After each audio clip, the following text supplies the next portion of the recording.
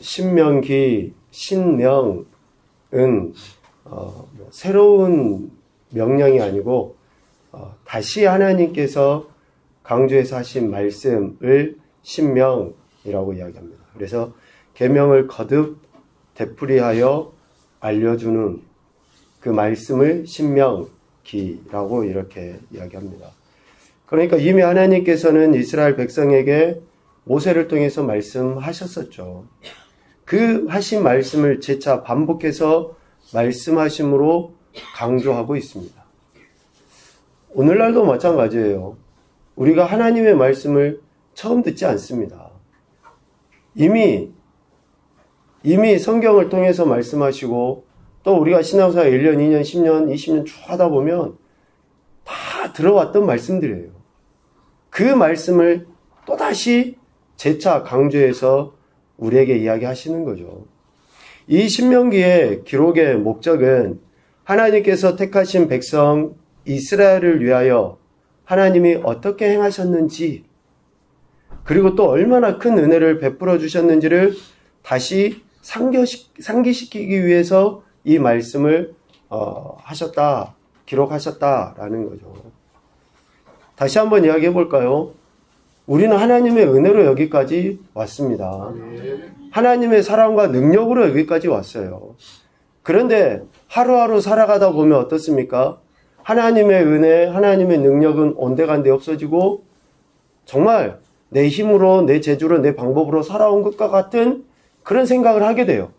그러니까 말씀을 또다시 우리에게 들려주심으로 인해 네가 여기까지 온 것은 하나님의 은혜고 하나님의 사랑이고 능력이라는 것을 다시금 가르쳐 주시는 거죠. 그리하여 앞으로 어떻게 하나님의 뜻을 이루어드리고 하나님이 계획하시는 것에 대한 순종을 보일 수 있는가라는 것을 가르칠 목적으로 지금 신명기의 말씀을 기록했다라고 할 수 있습니다. 오늘 서론격에 해당하는 신명기 1장 1절부터 8절까지의 내용은 하나님이 택하신 종 모세의 사명에 대한 이야기를 기록하고 있습니다. 모세의 사명뿐만 아니라 하나님의 택함받은 저와 여러분의 사명도 이와 같다라고 할 수 있는데, 모세에게 주어진 사명은 오늘 3절 말씀 그리고 5절 말씀에 보면 모세가 이스라엘 백성들에게 어떻게 해야 하는지에 대해서 이야기하고 있어요. 3절 말씀에 보면 그들을 위하여 자기에게 주신 명령을 다 알렸으니 라고 이야기합니다. 모세가 지금 감당해야 될 사명은 뭐예요? 하나님께서 자신에게 주신 말씀, 즉 그들을 위해서 자신에게 주신 그 말씀, 명령을 다 알리는 것이 모세의 사명이라는 거죠. 여기에서 알리다라는 그 말의 의미는 재해석하고 재정리해서 전달하는 것을 의미합니다. 하나님께서 이스라엘 백성을 위해서 자신에게 하신 그 말씀을 모세가 깊이 생각하고 묵상해서 그 말씀을 그들에게 전달해 주는 거예요. 그리하여 그들의 심령에 깊이 새기게 하고 그 말씀을 통해 생명의 은혜를 누릴 수 있도록 모세는 그 일을 감당해야 했다라는 것이죠. 그리고 5절에도 보면 이렇게 되어 있습니다. 모세가 여단 저쪽 모압 땅에서 이 율법을 설명하기 시작하였더라 라고 이야기해요. 모세가 감당해야 될 사명은 하나님의 율법을 설명하는 거예요. 설명하는 거. 여기에서 설명하다라는 그 말은 정확하게 가르치다라는 그 의미가 있어요. 정확하게 가르치다. 구체적이고 정확하게 하나님께서 이스라엘 백성을 위해 자신에게 말씀하셨던 그 명령과 그 율법을 정확하게 가르쳐야 했다라는 것입니다. 결국 하나님은 모세를 통해 택하신 백성 이스라엘이 하나님의 명령, 율법을 듣고 그 말씀에 순종하기를 기대하신 것입니다.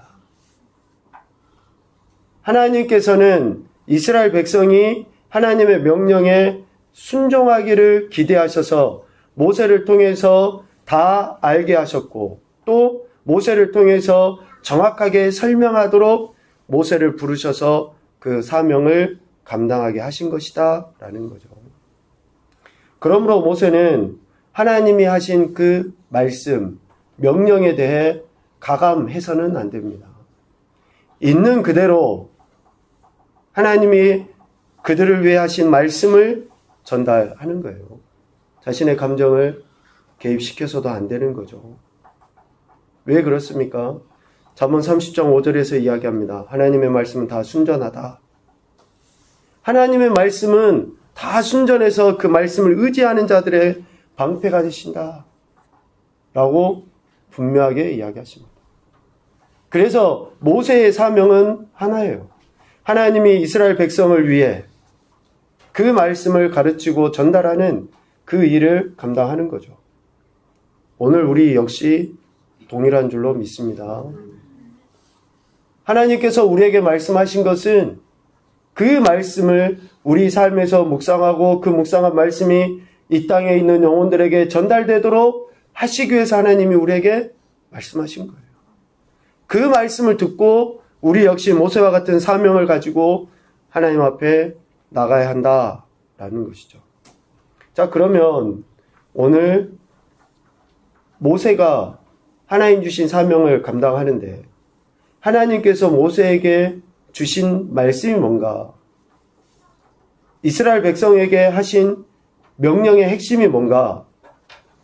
오늘 7절, 8절 말씀을 통해서 하나님께서 이스라엘 백성에게 모세를 통해서 주신 말씀, 그리고 모세가 분명하고 정확하게 전달해야 될 내용이 기록이 되어져 있습니다. 이스라엘 백성에게 하신 명령은 7절 방향을 돌려 행진하여 아모리 족속의 산지로 가고 그 근방 곳곳으로 가고 아라바 산지와 또 평지 네겝과 해변과 가나안 족속 땅과 레바논과 큰 강 유브라테까지 가라. 가라. 지금 이것이 이스라엘 백성에게 하나님이 하신 명령이에요. 하나님께서 이스라엘 백성들에게 요구하신 것을 모세는 그대로 전해야 되는데 그 전달해야 될 내용이 이거라는 겁니다. 가라. 왜 하나님께서 그들에게 가라라고 이야기하십니까? 8절에 그 이유가 있죠. 우리 8절 말씀을 다시 한번 읽읍시다. 시작. 내가 너희의 조상 아브라함과 이삭과 야곱에게 맹세하여 그들과 그들의 후손에게 주리라 한 땅이 너희 앞에 있으니 들어가서 그 땅을 차지할지니라. 아멘. 왜 하나님께서 이스라엘 백성에게 모세를 통해서 가라고 이야기해요? 하나님이 일찍이 아브라함과 이삭과 야곱에게 분명히 맹세하셨기 때문에 그러는 거예요. 그 하신 말씀을 성취하도록 하기 위해서 이스라엘 백성에게 가라 라고 이야기하신 것입니다. 그 땅을 차지해라. 가라라고 하신 그 말씀은 결국 들어가서 그 땅을 차지하라 라는 그런 의미인 것이죠. 하나님은 모세를 통해 이스라엘 백성들이 이제 하나님께서 이스라엘의 조상 아브라함과 이삭과 야곱에게 맹세하신 땅을 차지하라 라고 말씀하신 거예요. 자, 왜 하나님이 신명기, 즉 다시 이스라엘 백성에게 하셨던 그 말씀을 또 재차 강조해서 이야기하실까요? 왜? 그것은 그들의 순종을 기대하시고 말씀하신 거예요. 왜 부모된 여러분들이 아이들에게 한 번, 두 번, 세 번, 네 번 계속 이야기합니까? 뭐 때문에 이야기해요? 그 아이들이 부모의 말씀을 듣고 순종을 기대했기 때문에 그 이야기를 하는 거예요. 하나님께서 모세를 통해 다시 이야기하신 것은 이스라엘 백성들에 대한 그 기대, 즉 순종을 통해 하나님이 약속하신 것을 성취하도록 하기 위해서 하나님이 다시 말씀하신 것이다 라는 것입니다.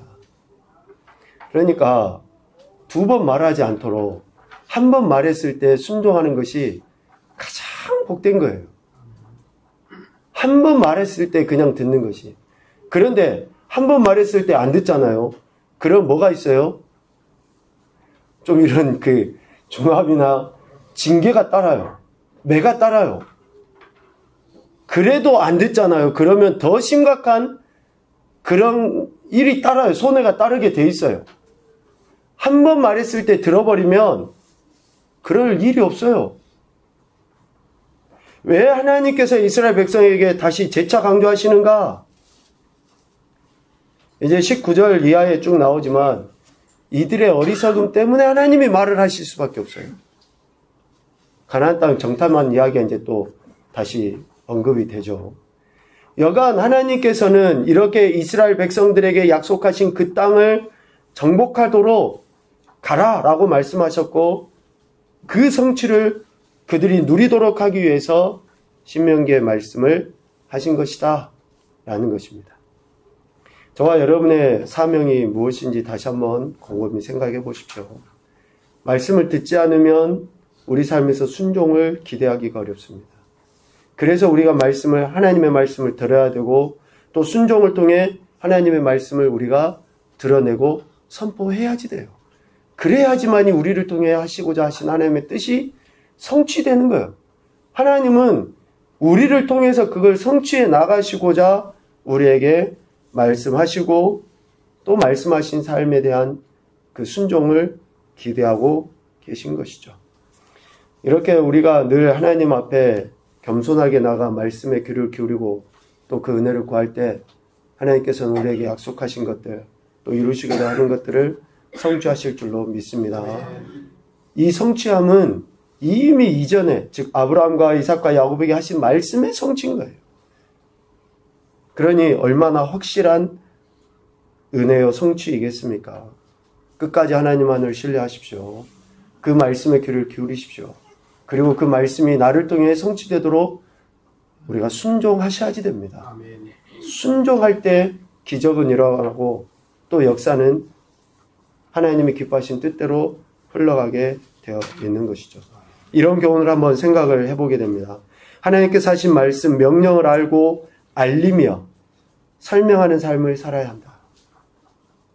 하나님께서 하신 말씀, 명령을 우리가 먼저 알고 다른 사람에게 알리며 설명하는 삶을 살아야 한다.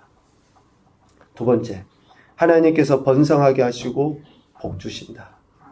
믿습니까? 아멘. 하나님께서 그렇게 하셔요. 이렇게 말씀에 순종하는 자들에게 하나님이 은혜를 주셔서 번성하게 하시고 복 주시는 것입니다. 이런 은혜들을 저와 여러분이 누리시고 또 여전히 삶의 현장에서 말씀에 대한 바른 태도인 순종을 통해 하나님의 영광을 드러내시는 귀하고 복된 인생들이 되시기를 주님의 이름으로 축복합니다. 아멘. 아멘.